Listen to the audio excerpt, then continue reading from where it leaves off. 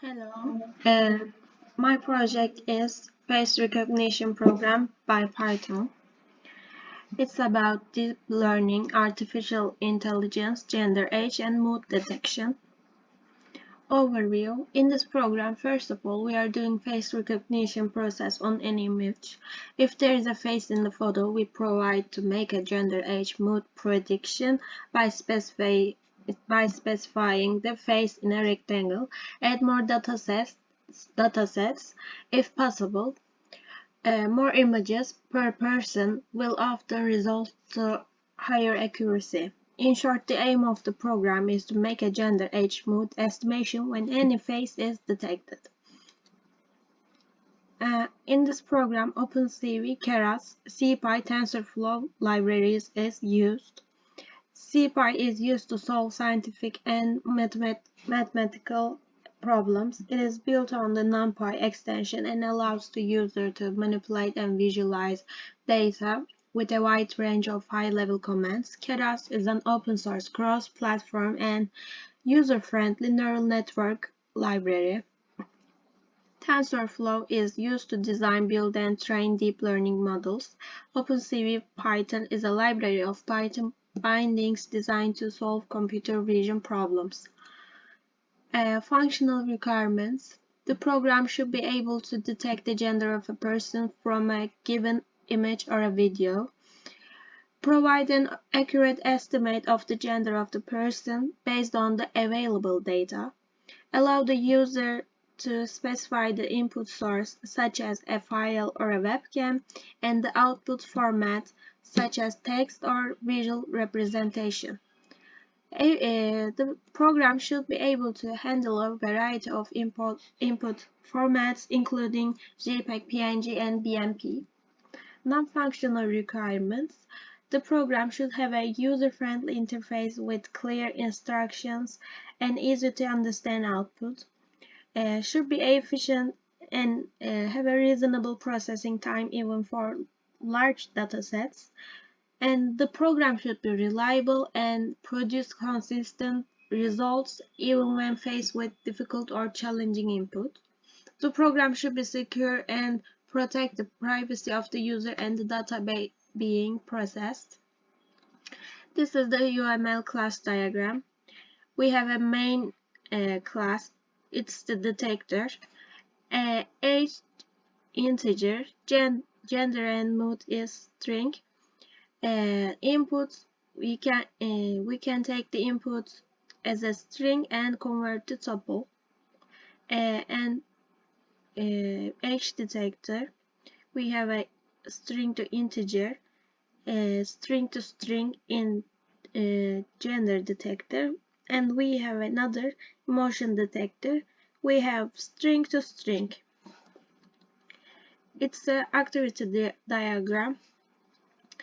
So first of all, we load the image and we detected the photo if there is a human. If it say no, we have a failure message.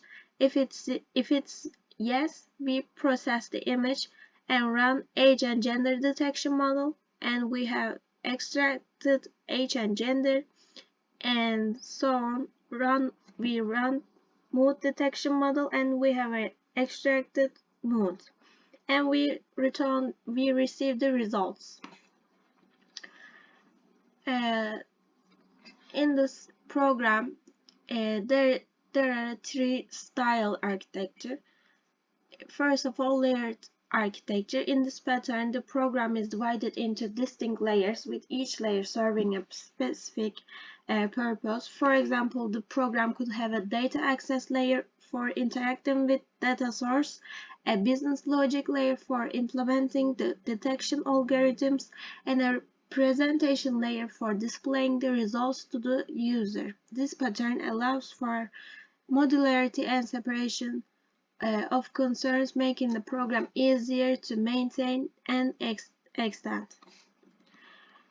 And we have model view controller architecture. In this pattern, the program is divided into three main components: the model, the view, and the controller. The model represents the data and the business logic of the program. The view represents the user interface and the controller mediates between the model and the view. This pattern allows for a separation of the user interface from the business logic, making it easier to change the appearance of the program without affecting its underlying functionality. And we have service-oriented architecture in this pattern. The program is divided into a set of independent services that communicate with each other over a network. Each service is responsible for a specific task, such as image pre-processing or age and gender detection. This pattern allows for flexibility and scalability, as new services can be added or removed as needed without affecting the rest of the program.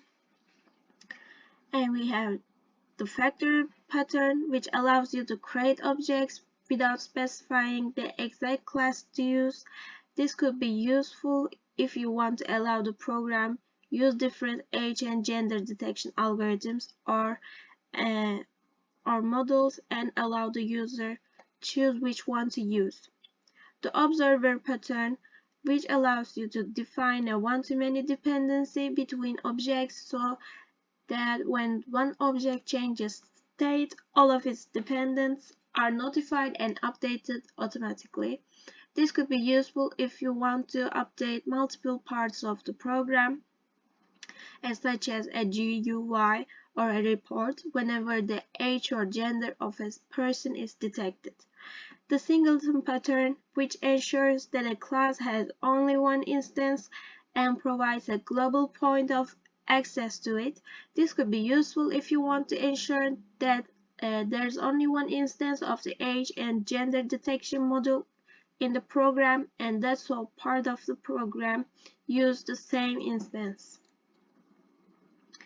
And we have the most important code of the program, and this is the result. This is the output of the program, and here is the owner of the program. We have FPS. FPS means capture in the how many capture picture in the program when the program is working. We have blinks, eye blinks, blinking detection. We have the total eye blinks 4, and we estimate the age from 25 up to 32. Gender is male, emotion is happy, name is Rico because he is training the program with his photos. And FPS, here is FPS 13.46, blinks 57, age is the same with the another photo. Emotion is fear. So thank you for listening.